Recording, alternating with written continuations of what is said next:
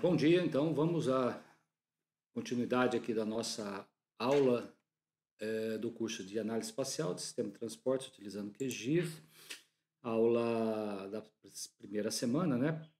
Aula 3B, que é uma continuidade aí dessa questão cartográfica e a gente vai falar um pouquinho, né, sobre os sistemas de projeções, né?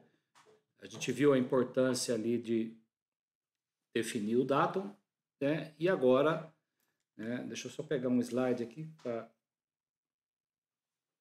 a gente tinha aqui a nossa Terra real, né? E a gente adotou uma superfície de referência, um elipsoide, né? Então o SAD 69, o córrego, o SIGAS, foi definido para poder ter latitudes e longitudes aqui no terreno, né? A unidade em graus. E agora a gente quer usar esse elipsoide para poder tirar medidas em metros.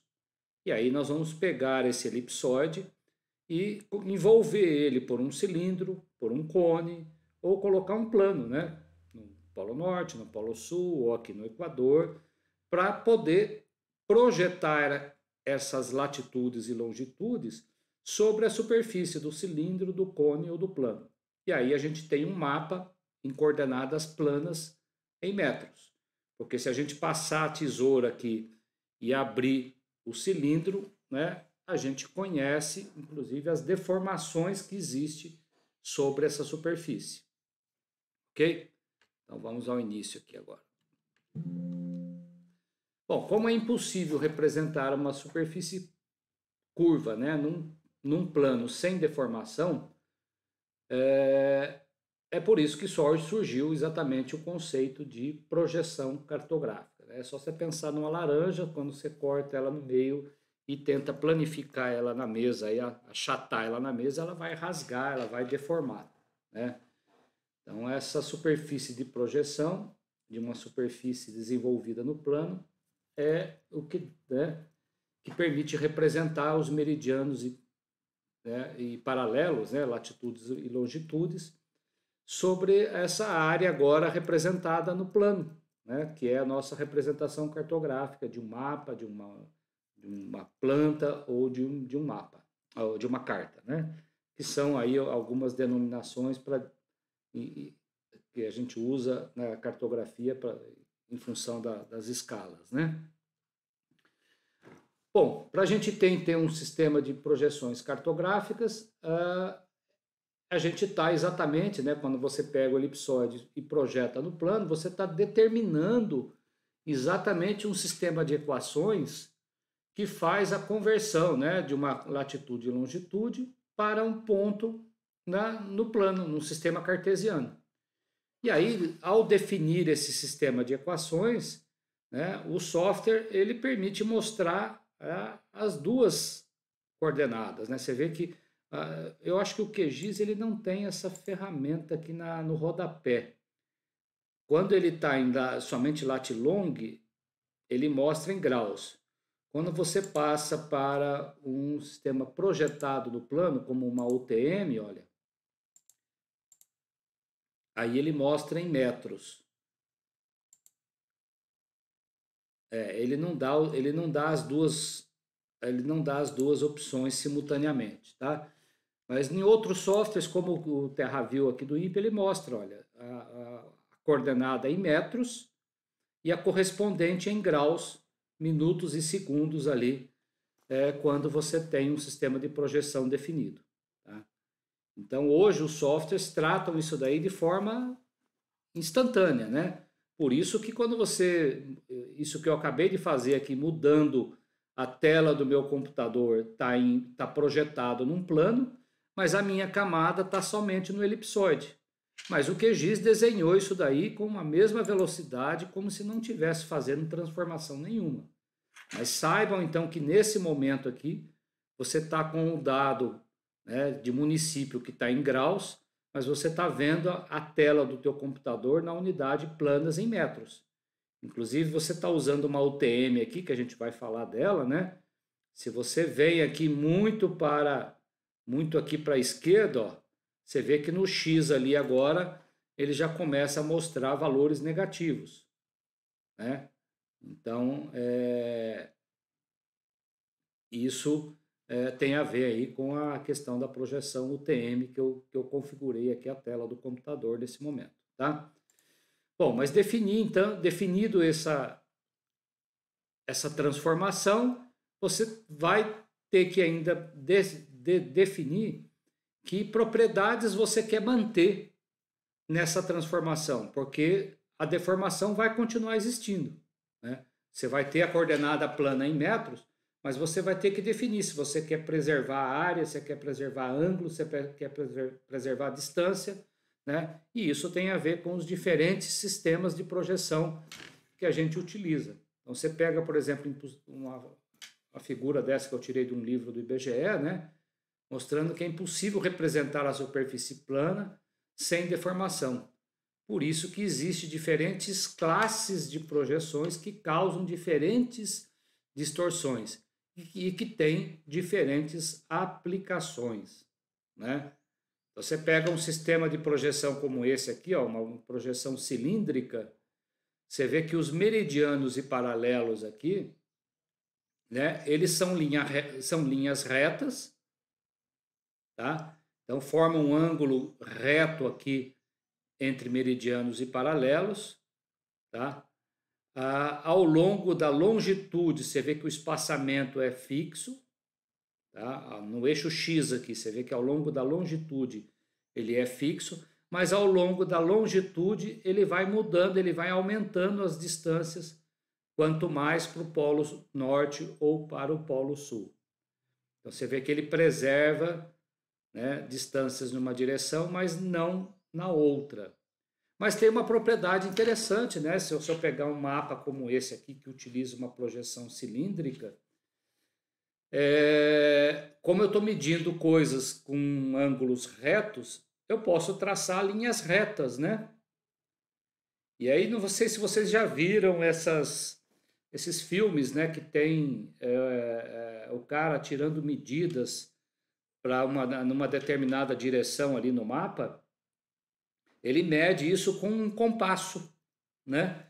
Então você consegue ter as suas medidas direto ali, medindo em linha reta, né? Sem necessidade de fazer coisas como está aqui nesse outro mapa. Você vê que aqui é numa projeção plana, os meridianos e paralelos aqui são curvos. E o ângulo formado entre eles ali agora não é mais uma linha reta, né? Ou como esse outro aqui, né? É linha reta nos meridianos, mas nos paralelos aqui são linhas curvas. Então, você tem que escolher o que você quer manter de propriedade em função dos sistemas de projeção. E isso tem a ver, então, com a posição e o tipo de sistema de superfície de projeção. Então, eu posso ter um plano que eu coloco no Equador, aqui no Polo Norte, no Equador, ou até oblíquo, né? Posso ter um plano aqui tangenciando a superfície que eu quero projetar as minhas latitudes e longitudes. Da mesma forma, eu posso ter um cone nessa posição, nessa, oblíqua, ou um cilindro, né, transverso ao eixo de rotação da Terra. A gente vai ver que é exatamente essa aqui que causa, que é a mais utilizada para o mapeamento sistemático aqui no Brasil, né? E global também, né? Pode estar na perpendicular ou até oblíqua. Se vocês já tiveram a oportunidade de pegar algumas imagens de satélite, né, em papel fotográfico que o INPE, né, produzia alguns anos atrás, né? Hoje ninguém mais pede para imprimir em papel, mas na época que eu vim trabalhar aqui no INPE, a gente recebia as imagens, porque era muito caro a gente trabalhar, né, o geoprocessamento em computador aí, usando poucos sistemas que tinha aí na época. Então a gente tinha que trabalhar as imagens do Landsat em papel fotográfico. E as imagens elas vinham projetadas num sistema cilíndrico oblíquo. Só que o cilindro, em vez de estar nessa posição, ele estava inclinado para o outro lado. que pegava exatamente, privilegiava a América do Norte, a América Central e a América do Sul. Tá? Era a famosa projeção SOM, que era um cilindro, né, oblíquo aqui na superfície da Terra, que era utilizado pelo laboratório fotográfico do INPE lá em Cachoeira Paulista. Né? Bom, como se define uma projeção cartográfica? Então, a primeira coisa que você tem que ter é o elipsoide. Isso é, se você já definiu lá que é SAD, que é córrego, que é Sirgas, né? A segunda etapa é definir se é um plano, um cone, um cilindro ou até um poliedro. Né? Eu tenho uma projeção chamada policônica, que em vez de ser um único cone, são vários cones sobre o território brasileiro, aí, que é inclusive uma das projeções muito utilizadas pelo IBGE para recobrimento global aqui do Brasil. Né? A gente vai falar das projeções mais usadas depois. Saber se essa superfície de projeção, se ela é normal, se ela é equatorial, se ela é oblíqua, se ela é transversa, né? E o sistema de construção, se ele é projetivo ou analítico, né? Hoje, como é tudo no computador, aí é tudo analítico, né? Você não usa mais um sistema projetivo para construção, né? São tudo equações matemáticas para resolver essas projeções. Bom, mas quanto na literatura, vocês vão encontrar, então, a classificação dessas projeções, se ela é plana, se ela é cônica, se ela é cilíndrica, né? Então, as projeções planas ou azimutais, como são chamadas, né? O plano ele pode ser tanto tangente, né, como secante, então, se ele está encostando num ponto, né? Ou se ele está arrancando uma tampa aqui da laranja, aqui do globo, né? De forma secante. E aí, como exemplo, a gente tem a estereográfica polar, azimutal de Lambert, né? São dois exemplos de projeções planas, né? Já as projeções cônicas também pode ser tangente ou secante, e como uma das mais utilizadas aí é a cônica equivalente de Albert, né? Que causa essas deformações aqui. Quanto mais para o norte ou para o sul, dependendo da posição do cone, você vai ter uma diminuição das áreas, né? Nessa região. E já projeções cilíndricas, né? Que também pode ser tangente ou secante, que é o caso aqui da UTM, né? Que é a Universa Transversa de Mercator, que o cilindro está deitado. Ou da Mercator, que é essa exatamente dessa figurinha aqui, ou da cilíndrica de Miller também, que é uma variação da Mercator, que você tem ao longo da longitude aqui, é variável, né, as distâncias, né? E na literatura também, em vez das propriedades ali do sistema de projeção, você pode encontrar as classificações das projeções em função das propriedades que você quer manter. Então, você tem projeções que são consideradas ali conformes ou isogonais, que preservam ângulos. É o caso da UTM, da Mercator, da conforme de Lambert, que preserva ângulos. E aí você deforma a área, você deforma distâncias, né? Mas aí o teu chefe quer que você calcule áreas, né, de imóveis que estão tanto aqui no estado de São Paulo como lá no Acre. E aí você quer manter esse valor das áreas, né, sem deformação. E aí eu poderia usar um sistema de projeção que seria ali a equivalente de Alberts, que é uma das mais usadas para cálculo de áreas, né? Ele deforma ângulo, deforma distâncias, né? Mas preserva áreas. E projeções que são equidistantes, que preservam distâncias ao longo de certas direções. Você tem, né, exemplos aqui, como essa daqui, né, que é os meridianos e paralelos, né, de uma cilíndrica equidistante, que preserva as distâncias, né, nas duas direções.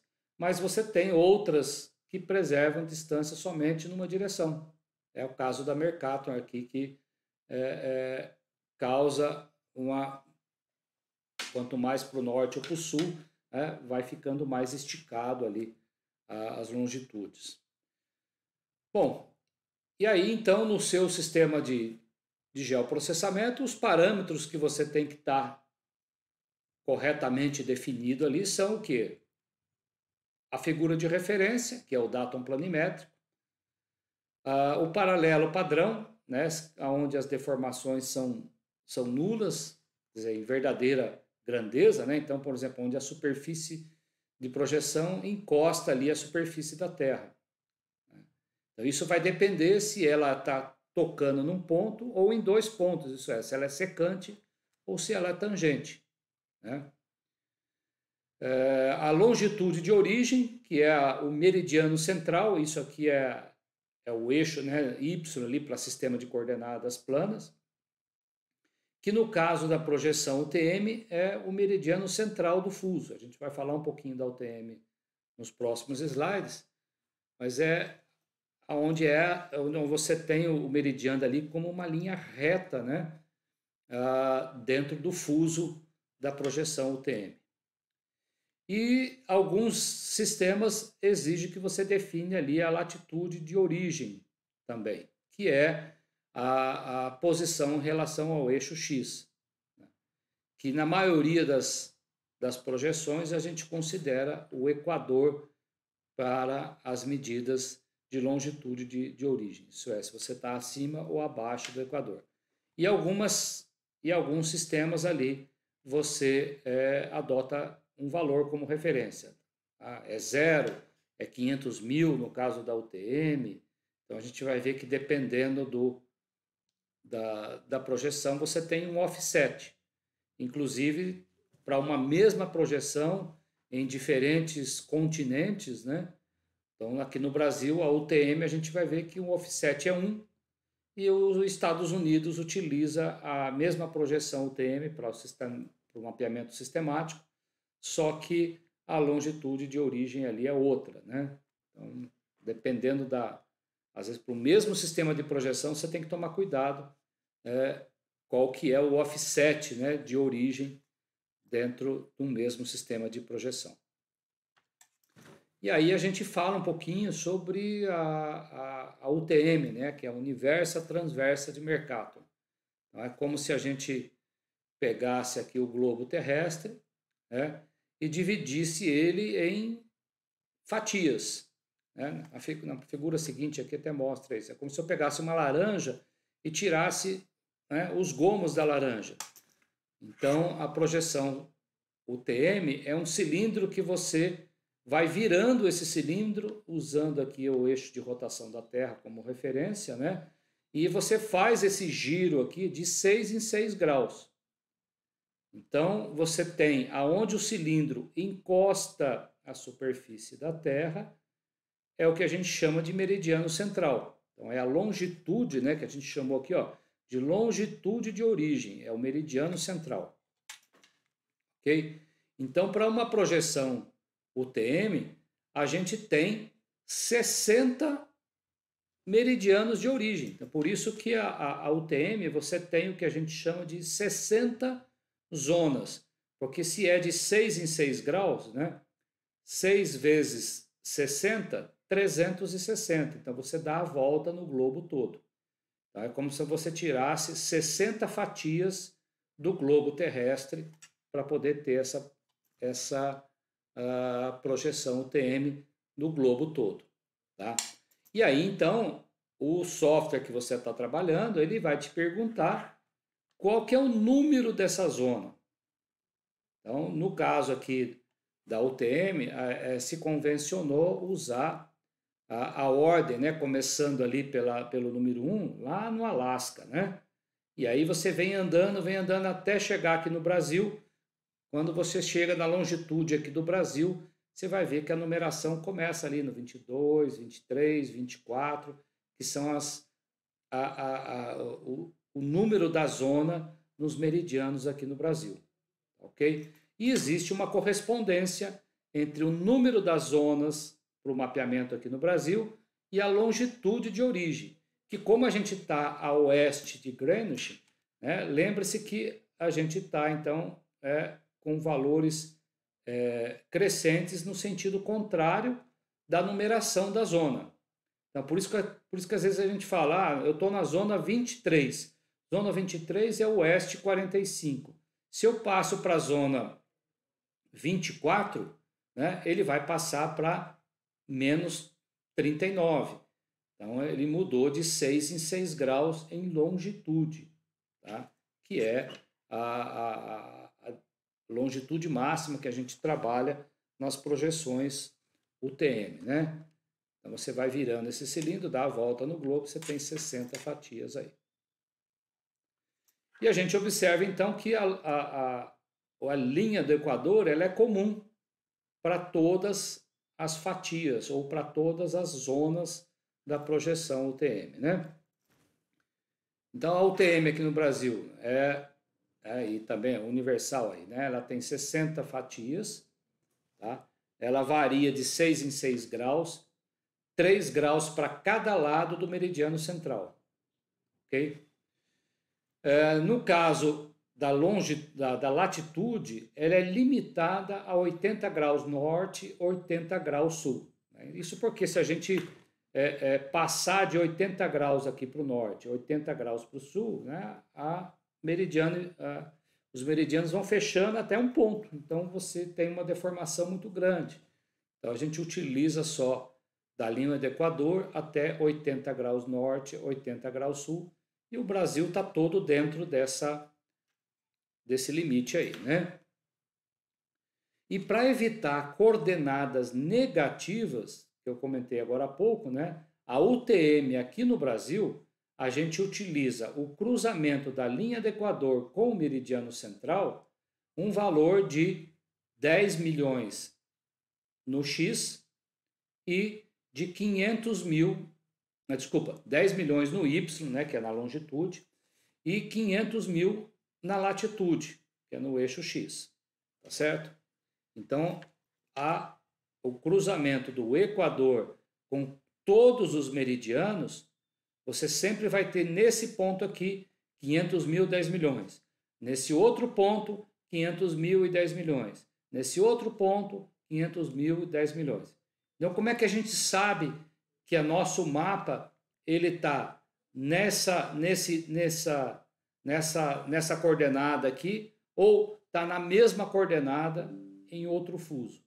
Isso porque você é obrigado a dizer que na UTM você se encontra no fuso 22, 23, 24 e outra, se você está no hemisfério norte ou no hemisfério sul. Se você estiver no hemisfério norte, você vai estar trabalhando com coordenadas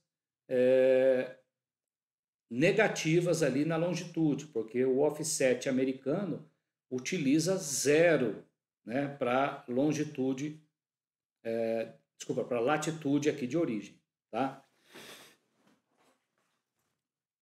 Já o Brasil não, é 500 mil, 10 milhões. Então, só como a título de curiosidade, olha, se eu vou pegar aqui um aplicativo aqui que foge um pouco do curso, tá? Só para mostrar essa projeção aqui. Não, vou fazer aqui mesmo no QGIS. Tá mais rápido. Demora muito para abrir.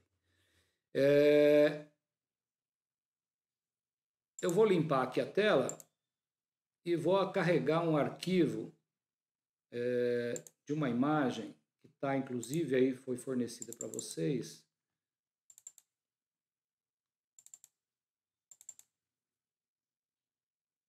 As imagens aqui de satélites, tá? Vou pegar essa banda aqui.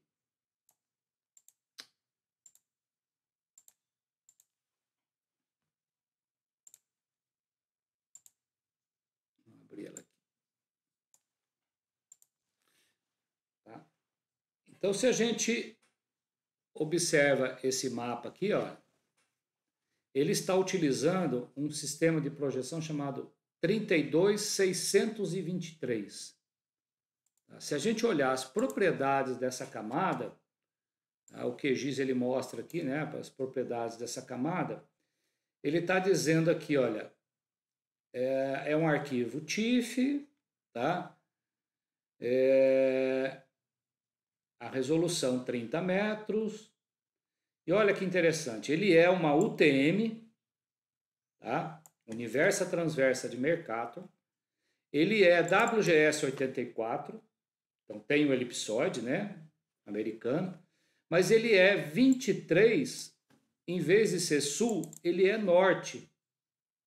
Então, o que está acontecendo? Se você passa o mouse aqui sobre a imagem aqui, aqui na região, que é Brasília, né? O Lago Paranoá aqui, ó.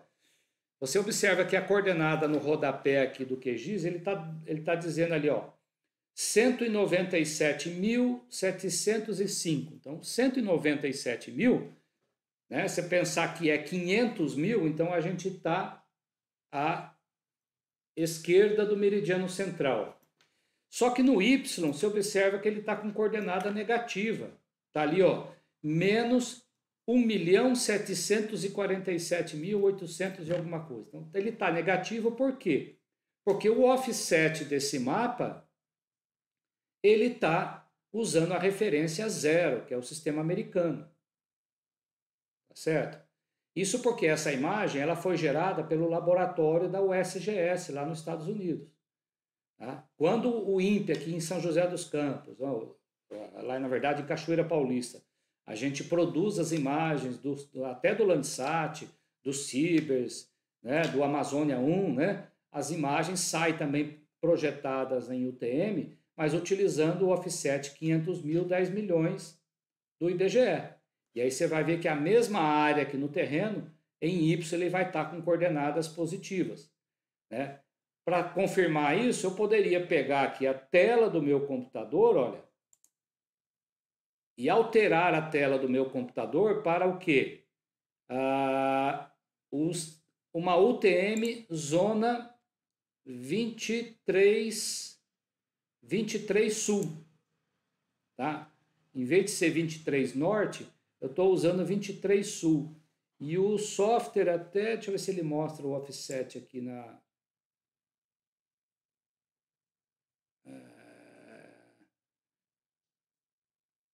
Não estou encontrando o offset aqui, nessa descrição aqui.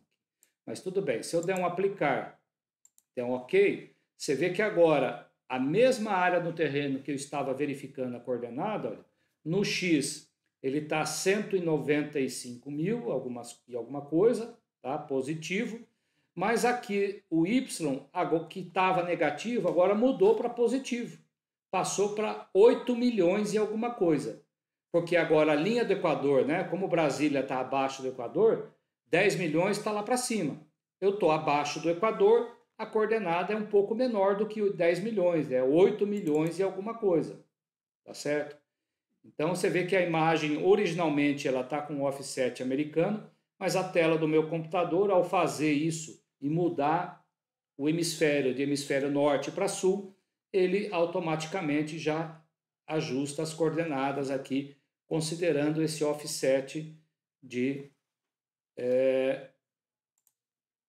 10 milhões para o eixo Y. Ok, gente? Bom, então é dessa maneira que é feito o mapeamento sistemático do Brasil, né? Você vê que o Brasil ele pega várias zonas, né? 18, 19, 20, 21, 22, 23, 24. Então, dependendo da longitude de origem, né? Você vê que eu tenho que definir isso daí para projeção UTM. Aí você me pergunta, professor, mas a minha área, o meu município, por exemplo, ele tá bem no meio, entre 22 e 23. Então, qual dos dois eu utilizo? Normalmente, né, se você pretende continuar utilizando a projeção UTM, aí você vai ter que adotar né? Porque a gente sabe que a projeção UTM, ela preserva ângulo, ele deforma a área, né? Então, dentro de uma distância de 3 graus para um lado, 3 graus para o outro, essa deformação em área é muito pequena. Mas se eu ultrapassar o limite do fuso, né, além dos 3 graus para um lado ou 3 graus para o outro, né, essas curvas aqui da projeção UTM, né, voltando aqui, ó, essas curvas aqui da projeção UTM, se eu manter fixo aqui o meridiano central, isso aqui vai ficar cada vez mais curvo. Então, a área e a distância aqui vai ficar mais prejudicada, tá ok? Mas você tem que adotar, você quer manter o TM, aí o que a gente recomenda? Você vê se o seu município, a maior parte dele está na zona 23, você adota o 23 e assume as deformações além do 23, tá ok? Professor, eu estou com o meu município está no meio de 2, né? Aí existe, inclusive, uma outra projeção que também é cilíndrica, que em vez de ser OTM, existe uma projeção cilíndrica chamada Gauss, que aí, em vez do meridiano central ser o 45 graus, o 51, o 32, o 39, né? O que é meridiano central na UTM vira limite difuso na projeção Gauss. Então é como se você pegasse o seu cilindro e deslocasse ele de 3 graus. E aí o teu município fica todo dentro de uma única zona da UTM. Então é uma dica aí também, se quiser manter uma projeção cilíndrica para um município que fica ali no meio de 2. Agora, se é uma área muito grande que pega um estado todo, né? Você vê aqui que o estado de São Paulo, aqui ele pega a zona 22 e 23, né? Eu tenho aqui 2 zonas UTM. E aí, se você fizer o cálculo da área aqui, considerando a 23 aqui para São José dos Campos, quanto mais afastado lá em Presidente Prudente, essa área vai estar mais deformada ainda. E aí não seria adequado eu usar a projeção UTM, por exemplo, se eu for fazer cálculos de área, considerando somente a zona 23 para todo o estado de São Paulo. Aí surgem outras projeções, né? A projeção lá que a gente viu de Albert, né? A gente falou dela aqui atrás, a equivalente de Albert poderia ser usada para preservar áreas, né? Aí eu seria obrigado a transformar meu mapa para executar um cálculo preciso de área, tá ok? Mas se tiver dentro do mesmo fuso da UTM, essa diferença de área já é muito pequena, tá? Bom, mais comentários aqui sobre isso é que se for aí mapas globais, por isso que o IBGE, por exemplo, para fazer o mapeamento de todo o estado de São Paulo, você vai encontrar o mapa do IBGE lá, ou somente dentro do elipsoide, né, que aí já usa siglas, e a outra opção é você encontrar o mapa do Brasil todo na projeção policônica, que aí já são vários cones, né, projeções utilizadas mais para escalas globais. Ok? Então tá aqui a lista de projeções mais utilizadas aqui no Brasil. Você tem a UTM, que é a Universa Transversa de Mercato, que é para o mapeamento sistemático, né, topográfico. Então, se você pegar todos os mapas das escalas de 1 para 500 mil até 1 para 1000 aí, você tem a projeção UTM sendo usada como referência, tá? Então, é uma projeção que preserva ângulos. Já se você vai para a parte continental, né? Se você vai para a área de navegação, né, cartas náuticas, que são aquelas que são linhas retas, né? Tá aqui a Mercator, ó, exemplo dela, que é que você consegue tirar medidas em linha reta, porque meridianos e paralelos aqui formam um ângulo de 90 graus. A gente usa muita projeção Mercator. Já se você vai trabalhar cartas em escala global, a gente tem a conforme de Lambert, né, que é essa daqui, né? E também para a área já aeronáutica, usa-se a conforme de Lambert. Então, para escalas globais, é muito usada essa projeção aqui. E para mapas temáticos, mapas políticos, né, a gente usa a projeção policônica, que é essa daqui, com vários cones secantes aí à superfície da Terra para o hemisfério sul. Ok? Bom, mas existem outras projeções que você pode estar utilizando aí, muito comum no geoprocessamento, que são as projeções equidistantes, que é para apresentação geral de dados, né? Mapas mundi. Então, você quer colocar um mapa mundi, então usa muito a projeção equidistante. Já se você vai fazer um mapinha do Polo Norte e o Polo Sul, a gente usa a estereográfica polar, que exatamente substitui aquela projeção UTM, né? Porque como a UTM ela é limitada a 80 graus norte e 80 graus sul, para fazer o mapeamento da tampa da laranja lá que ficou faltando, né? Você usa aí a projeção estereográfica polar para fazer o mapeamento. E eu comentei agora há pouco com vocês da cônica conforme bipolar oblíqua, que é uma projeção específica aí, que são cones, né, colocado tanto no hemisfério norte como no hemisfério sul, né, de forma inclinada, oblíqua, né? E aí você tem um mapeamento das Américas dentro dessa projeção aqui. E existe também que a gente já falou, né, no caso do cálculo de áreas, a equivalente de Albers, que é para que realmente, se o seu chefe exige ali um cálculo preciso de áreas, façam a conversão para essa projeção aí. Então, o resumo da ópera, né, a gente tinha a Terra que não era uma superfície bonitinha, né, uma bola toda amassada, com achatamento nos polos. A gente adota um sistema geográfico, que é a definição de um elipsoide.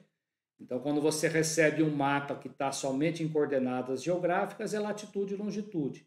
Já quando ele é projetado num plano, a partir de uma superfície cônica, cilíndrica ou plana, você tem as coordenadas correspondentes, né, de lat e long, e agora a correspondente em metros para um sistema de projeção em função da superfície de projeção adotada aí, né? Bom, é aqui só para conhecer um pouquinho desse, eu peguei aqui 4 SIGs, né?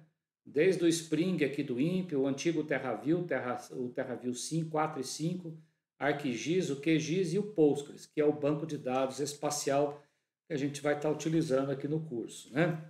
Se você pega a geração aqui do Spring e o antigo ArcGIS também, né? Os usuários de Spring aí, a gente tinha um conceito de banco de dados, de projeto, e todo projeto nesse software, ele tinha aí a necessidade de você, não tem, né? Tem gente que usa ainda o Spring para muitas aplicações. Você tem a projeção já definida aqui, de maneira que todas as camadas, todos os PIs, né, que a gente chama aqui de planos de informação, as camadas, obrigatoriamente tem que ser convertido para o sistema de projeção do projeto. Diferente do conceito hoje que o QGIS e o próprio TerraView novo do INPE faz.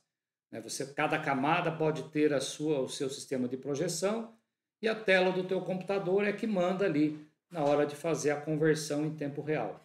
Então, você perceba aqui que nesse software você tem uma lista de projeções e uma lista de modelos da Terra. E aí você pode, né, tinha um botãozinho aqui que você poderia clicar e acrescentar um novo elipsoide, um novo datum. Só que aí você tinha que escolher aqui qual é o datum de referência e preencher aqui, dar um nome para ele, dizer o eixo maior, o achatamento e a translação XYZ em relação ao WGS 84. ou ao Sirgas. Se não me engano, acho que agora o Spring também adotou como referência o Spring, por causa de ser brasileiro, né, do IBGE, né, o IBGE adotar o Sirgas. Então, o Spring utiliza o Sirgas como referência para você definir qualquer novo datum. Você tem que dizer aqui o deslocamento em relação a esse datum de referência, ok? E aí você define um novo elipsoide.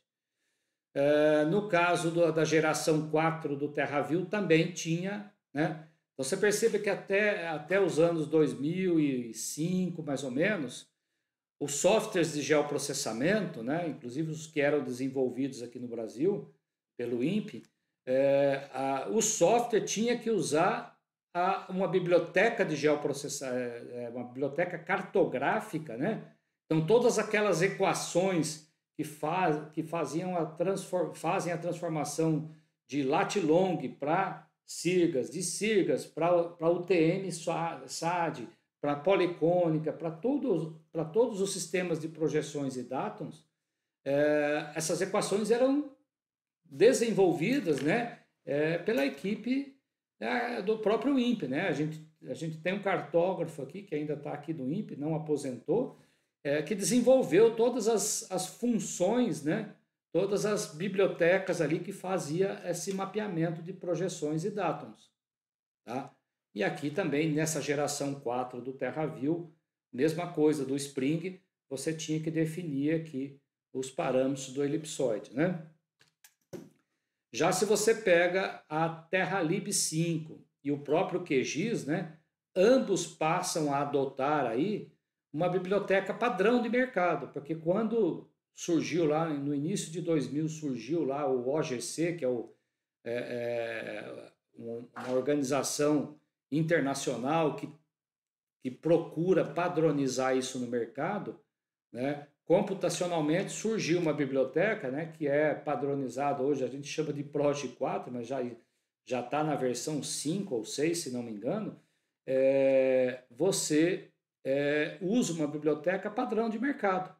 Então, quando você digita um número aqui, 4326 no TerraView, no QGIS é o mesmo número, porque está utilizando a mesma biblioteca cartográfica para poder fazer todas essas manipulações de conversão de um sistema para outro. Tá? Aí se você pega também o antigo ArcGIS, né? Hoje o ArcMap também já utiliza a biblioteca padrão, mas o antigo ArcGIS também tinha lá sua biblioteca para poder fazer as conversões de projeções e datums.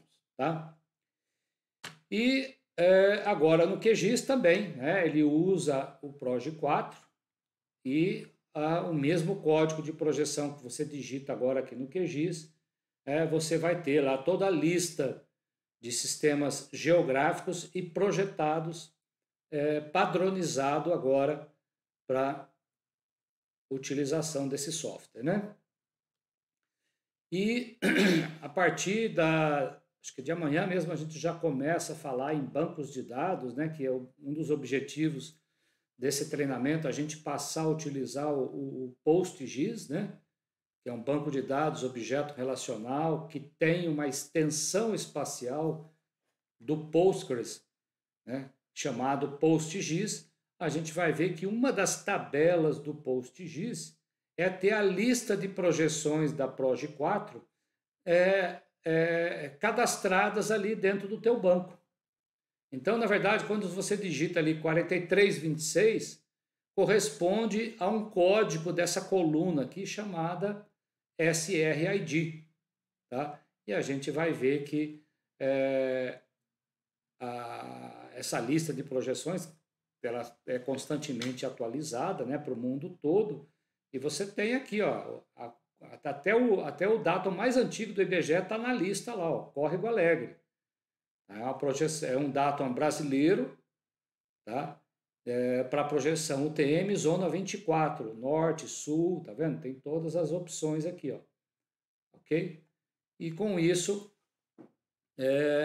você consegue, mesmo os mapas mais antigos, utilizando QGIS, TerraView hoje, você consegue fazer uso deles aqui com essa biblioteca. Também, se não tivesse, né, gente, você pode, né, quando você tem a opção aqui de adicionar, como a gente fazia aqui no nosso software, você pode também, no caso do PostGIS, eu posso adicionar uma linha a mais nessa tabela e criar aqui um novo elipsoide, um novo datum para uma nova projeção, acrescentando uma linha nessa tabela, ok? E aí poder fazer uso dela no meu projeto aí dentro da minha empresa. Bom, e para finalizar, como agora a gente conhece algumas projeções e em função da aplicação exige que eu faça alguma conversão de projeção e datum, tá? Inclusive porque dependendo da funcionalidade, o QGIS vai te pedir para que você faça a conversão de projeção, né? Às vezes você está lá só em lat long, está em graus, e você tem que tirar uma medida em metros. Aí você vai ter que projetar para uma coisa, né, no plano. E aí você vai usar uma dessas opções. Você vai clicar sobre a camada, em vez de você configurar o sistema de referência, como eu mostrei lá, né, que você não está remapeando, você vai usar essa opção aqui no QGIS, ó. Exportar, salvar feições como. Tá? Só que aqui nessa versão 22 aqui os caras não traduziram corretamente, tá? Eles colocaram a opção aqui de setar layer CRS, tá? A versão antiga estava salvar feição como, tá? Desculpa, estava como configurar o sistema de referência. Então agora está como save as lá, tá? Bom, aí nessa interface aqui, então você vai dizer, né, que o arquivo que você está salvando, né, você vai dizer aqui o código do EPSG, né, que é o sistema de referência, você digita o número e aí dá o nome de um novo arquivo. Lembrando-se que aqui você está duplicando toda a geometria. Se você tem lá 10 mega, 20 mega de linhas, polígonos no teu mapa, você vai criar outros 10 mega, 20 giga de mapa também no seu HD. Você vai duplicar o espaço em disco. Só que agora você vai estar convertendo para uma coordenada plana, né? Se for uma UTM, por exemplo, você vai estar convertendo ali para uma coordenada plana em metros. Ok, gente? E como a gente vai estar utilizando muito no nosso curso o banco Postgres, nós vamos usar essa janelinha aqui, né, que é o gerenciador DB. E nessa janelinha do gerenciador DB, você pode tanto importar camadas para dentro do banco, como fazer o contrário. Você tem camadas, você tem tabelas dentro do banco e você quer exportar em um arquivo shape, em um arquivo MIDMIF ou qualquer outro formato de arquivo. Tá? É comum, às vezes você está na Artec aí, vocês definem um banco de dados geográfico e lá você tem um monte de camadas, um monte de tabelas. E você precisa entregar para um cliente uma determinada tabela. Tá? E aí você pode exportar do banco um arquivo shape, um arquivo GeoPacked e entregar para o cliente um arquivo, em vez de dar acesso a esse usuário, né, através de uma conexão remota aí ao teu banco e tal, por questões de segurança. Então você prefere exportar somente aquela camada para um usuário qualquer. Né? Então nessa janelinha, então você observa que você tem ali a fonte de origem e a fonte de destino para você configurar aqui no momento de fazer isso. Tá? E chama a atenção de vocês já um detalhe importante quando você está fazendo esse processo de importação, ok? A primeira coisa que ao criar, como você está pegando um arquivo e criando uma tabela dentro do banco, toda tabela dentro do banco, né, num banco relacional e também agora espacial, ele vai te pedir uma coluna como chave primária, tá? Então, sempre o software aqui, ele vai te criar uma coluna chamada ID, tá ok? E aí, se você, não, eu não quero criar com esse nome, aí você pode clicar aqui e mudar o nome da coluna, que vai ser a chave primária, tá? Inclusive, além de ser chave primária, ele é uma chave primária, né, com valor numérico sequencial, tá? Que começa no 1, 2, 3, 4 e vai até a última geometria que você tem no mapa.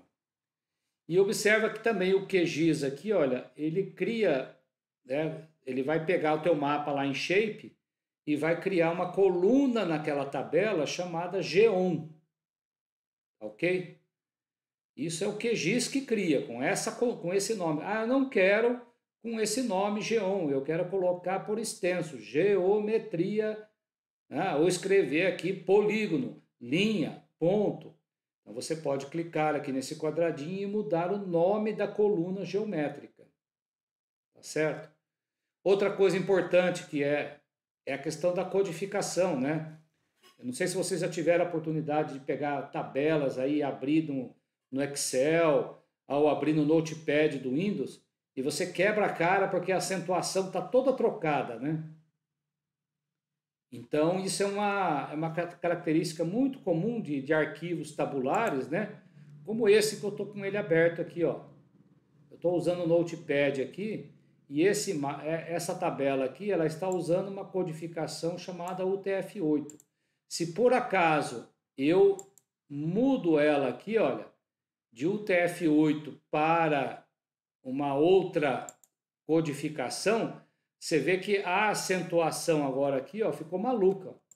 Modificou toda o nome meu do município aqui, ó, Presidente Médici. Você vê que o I aqui ficou trocado por um caractere estranho, né?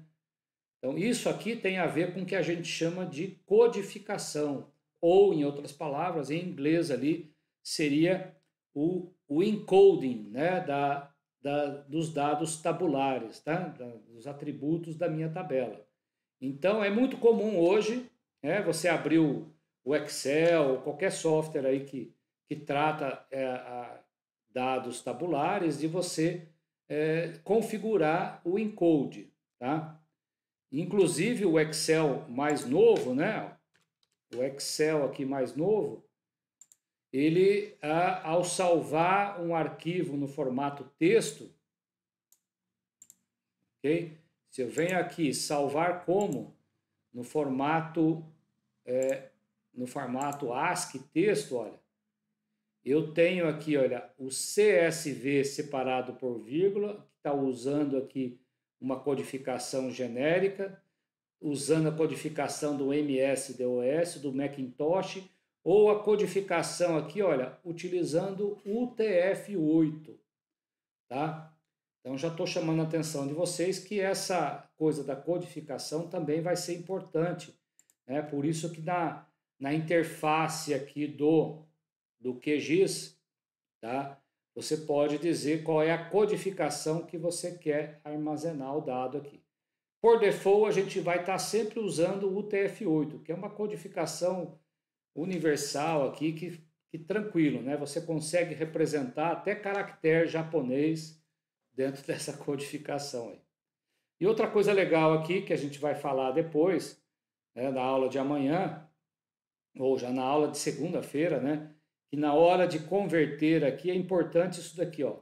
Converter nome de campos para minúscula. Ok, gente? Então, aqui nesse arquivo do Notepad aqui, olha, você vê que, ó, geocódigo, município, UF, tudo está em minúscula, tá? Se por acaso tiver município com M maiúscula e tiver aqui acentuado município, cuidado, tá? Isso daqui pode te causar problema, tá certo? E a gente vai explicar algumas situações aí. Por isso que o próprio QGIS, ele te dá a opção aqui, ó, converter nome para campos para minúscula. Eu recomendo sempre fazer isso na utilização do banco de dados. E depois a gente vai comentar um pouquinho também sobre indexação espacial. Mesma coisa, se você tem mapas que têm muitas geometrias, milhares de geometrias, é importante que você crie uma indexação espacial delas. Porque da mesma maneira que você quer indexar um dado tabular, que tem lá cadastro de funcionários da empresa, né? Normalmente você cria uma indexação para um dado cadastral de funcionário, colocando lá o nome do funcionário como índice, né? Porque se você quer procurar pela Ana, você sabe que ela está lá no início de uma tabela indexada pelo nome. Já se você quer procurar a Zulmira, você sabe que ela vai estar lá no final da tabela indexada pela letra Z ali da alfabética, né? Já dados geográficos, como é que ele faz a indexação de dados geográficos? Como é que ele faz a indexação de pontos, de linhas, de polígonos, para que o sistema de geoprocessamento fique mais rápido, né? Porque você criar índice espacial é isso, é permitir que a busca no HD do teu computador fique mais rápida. Então, recomendo sempre você criar o índice aqui, mesmo que a tabela tenha pouquinha geometria, né? Uma centena aí de polígonos, não vai fazer diferença nenhuma na hora de desenhar o mapa, ok? Mas na hora de trabalhar um mapa com milhares de pontos, milhares de polígonos, começa a fazer diferença se você tem um índice espacial ou não, tá certo? Mas são tudo detalhes que a gente vai chamar a atenção de vocês ao longo do curso para sempre poder sedimentar bem esses conceitos que são importantes aí para depois não ter que refazer as coisas no banco de dados, né? Bom, e no caso do QGIS, vocês vão encontrar também essa questão da reprojeção de mapas na caixa de ferramentas, tá, gente? Então, se você digitar ali na caixa de ferramentas, que é essa janelinha aqui do QGIS, que você busca ela por essa catraca aqui, né? Ó, e aí você tem uma lista de ferramentas aqui. Ao digitar a palavra projeção, ele já vai mostrar um monte de coisas aqui, ó. Tanto de projeção aqui para a parte vetorial, né? Como também de conversão para a parte matricial, tá certo? Então você tem aqui a GEDAL com a parte raster e outras aqui para a parte vetorial, tá? Inclusive tem aqui, ó, definir a projeção de um shape, tá vendo? No caso de você pegar um arquivo shape, igual a gente mostrou ontem, que não tinha aquele arquivo PRJ.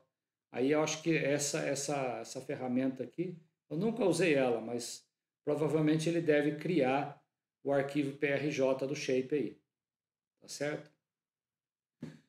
Ok? Então, para finalizar a aula de hoje, vocês têm então um exercício, né, 1.2, que vai mexer com o datum, e exercício 1.3, que é realizar a transformação de projeção e datum. Se não me engano, acho que tem um exercício lá que faz isso para um mapa vetorial e também para um mapa matricial, que é uma imagem de satélite. E aí você vai perceber que, por exemplo, a imagem de satélite que tinha resolução com pixels de 30 metros, que é a resolução do Landsat, ela vai passar a ter uma resolução de 0,00029, que seria o equivalente em graus. Então, quando eu saio de uma coisa projetada, né, em metros, e vou para uma coisa geográfica em graus, tá certo? Então, eu vou fazer num exercício aí a conversão inversa. Eu saio de uma coisa que está projetada e vou somente para o elipsoide, fazendo isso com uma imagem de satélite. E aí, em vez de estar em metros, você vai ter o pixel, o tamanho do pixel vai ficar em graus, tá certo? E aí, nesses dois exercícios, 1, 2 e 1, 3, eu só peço que vocês capturem a tela mostrando que conseguiu chegar no objetivo. Tá? Não tem necessidade de capturar tela a tela. A gente já explicou isso lá no primeiro dia, tá? E eu quero só saber se vocês conseguiram chegar ao objetivo final. E se mesmo assim pintar dúvida, dentro do arquivo doc que você vai colocar a tarefa, né? Você pode colocar algum comentário também. Tá certo, gente? Termino aqui.